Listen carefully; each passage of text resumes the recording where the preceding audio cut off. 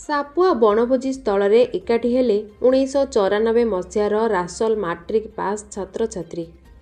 ଆଜି ଢେଙ୍କାନାଳ ଜିଲ୍ଲା ହିନ୍ଦଲ ବ୍ଲକ ଦଣ୍ଡରୀ ପଞ୍ଚାୟତ ଅନ୍ତର୍ଗତ ବଣ ଜଙ୍ଗଲ ଘେରା ପ୍ରାକୃତିକ ପରିବେଶର ସୌନ୍ଦର୍ଯ୍ୟରେ ଭରପୁର ଓଡ଼ିଶାର ପ୍ରମୁଖ ପର୍ଯ୍ୟଟନସ୍ଥଳୀ ସାପୁଆଠାରେ ରାସଲ ଉଚ୍ଚ ବିଦ୍ୟାଳୟର 1994 ମସିହା ଛାତ୍ରଛାତ୍ରୀମାନଙ୍କର ବନ୍ଧୁମିଳନ ଅବସରରେ 50ରୁ ଉର୍ଦ୍ଧ୍ୱ ସପରିବାରରେ ଉପସ୍ଥିତ ରହି ସାପୁଆର ପ୍ରାକୃତିକ ସୌନ୍ଦର୍ଯ୍ୟକୁ ଉପଭୋଗ କରିବା ସହିତ ବଣଭୋଜିର ମଜା ନେଇଥିଲେ। ଦୀର୍ଘ 32 ବର୍ଷ ପରେ ପ୍ରଥମ ଥର ପାଇଁ ସମସ୍ତେ ଏକାଠି ହୋଇଥିବାରୁ ପରସ୍ପର ଭିତରେ ବନ୍ଧୁତାର ଭାବ ଭାରି ହୋଇପଡ଼ୁଥିଲା। ସମସ୍ତେ ନିଜର କର୍ମମୟ ଜୀବନ ଭିତରୁ ବାହାରି ହସ ଉଲ୍ଲାସ ନାଚ ଗୀତରେ ଆଜିର ଦିନଟି ସମୟ ଅତିବାହିତ କରିଥିବାରୁ ସମସ୍ତଙ୍କ ପାଇଁ ଦିନଟି ଅତି ସ୍ୱତନ୍ତ୍ର ଥିଲା ବୋଲି କହିଲେ ଅତ୍ୟୁକ୍ତି ହେବ ନାହିଁ। ତେବେ ଏହି ବନ୍ଧୁ ମିଳନ ଯଦିଓ ବହୁତ ଦିନ ପରେ ହୋଇଛି ଏବଂ ପ୍ରଥମ ଥର ପାଇଁ ହୋଇଛି, କିନ୍ତୁ ଏହି ବନ୍ଧୁ ମିଳନ ଉତ୍ସବ ଆଗାମୀ ବର୍ଷ ମାନଙ୍କରେ ଜାରି ରହିବ ବୋଲି 1994 ମସିହା ମାଟ୍ରିକ ବ୍ୟାଚର ଛାତ୍ରଛାତ୍ରୀମାନେ କହିଛନ୍ତି।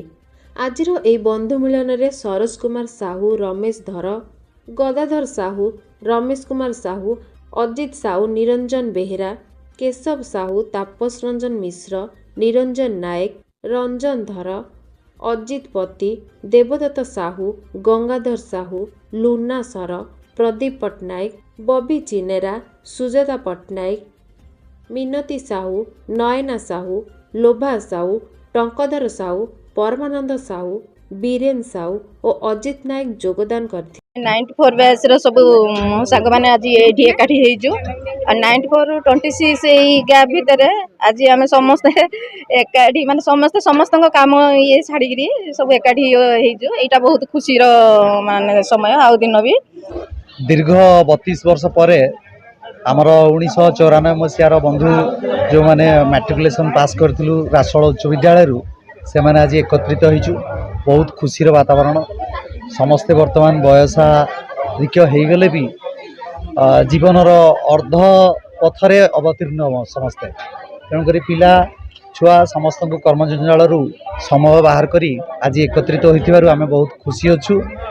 ଆମମାନଙ୍କର 94 ବ୍ୟାଚର ଗୋଟେ ଗେଟ୍ ଟୁଗେଦର ଆଜି ଅନୁଷ୍ଠିତ ହୋଇଛି, ଯାହାକି ଆମେ 94ରୁ 2026 ଯାଏଁ ଯେଉଁ ଏଇ ଆମର ଏତେ ଦିନର ଗ୍ୟାପ୍ ଭିତରେ ଆମେ ଆଜି ସବୁ ଏକାଠି ହୋଇଛୁ। ସେଥିପାଇଁ ଆମକୁ ବହୁତ ଖୁସି ଲାଗୁଛି। ଆଉ ଏଥିରେ ଯଦିଓ ଆମେ ସମସ୍ତେ ଇନଭଲ୍ଭ ହେବୁ ଭାବିଥିଲୁ, କିନ୍ତୁ କାହାର ସୁବିଧା ଅସୁବିଧା ସେଥିପାଇଁ କିଏ ଆସିପାରିଛନ୍ତି କିଏ ଆସିପାରିନାହାନ୍ତି। ତଥାପି ଆମେ ବହୁତ ଖୁସି ଅଛୁ। ଆଉ ଗୋଟେ ଜିନିଷ ହେଉଛି, ଯେଉଁମାନେ ନ ଆସିଛନ୍ତି ମଧ୍ୟ ସେ ବାର ଆମକୁ ଫୋନ୍ କରୁଛନ୍ତି, ସେ ପ୍ରୋଗ୍ରାମ୍ କେମିତି ଚାଲିଛି, କେମିତି ହେଉଛି, କ'ଣ ହେଉଛି। ସେ ଯଦିଓ ସେ ନ ଆସିପାରିଛନ୍ତି, କିନ୍ତୁ ତାଙ୍କ ମନଟା ଏଇଠି ଅଛି। ତେଣୁ ସବୁଠୁ ଖୁସିର ବିଷୟ, ଏତେ ଦିନ ପରେ ଆମେ ସମସ୍ତଙ୍କ ସହିତ ଏକାଠି ହେଇଛୁ, ଦେଖା ବି ହେଉଛୁ, ଆଉ ବହୁତ ମଜା ମସ୍ତି କରୁଛୁ। ସବୁ ବର୍ଷ ଏମିତି ଆମେ ଭାବୁଛୁ, ସବୁ ବର୍ଷ ଏମିତି ଗେଟ୍ ଟୁଗେଦର କରିବୁ, ଆଉ ଏମିତି ଆମର ଚାଲିବ ବୋଲି ଏଇଟା ଆମେ ଭାବିଛୁ। ହିନ୍ଦଲରୁ ପ୍ରକାଶ ନାଥଙ୍କ ରିପୋର୍ଟ, ଆମ ଟିଭି।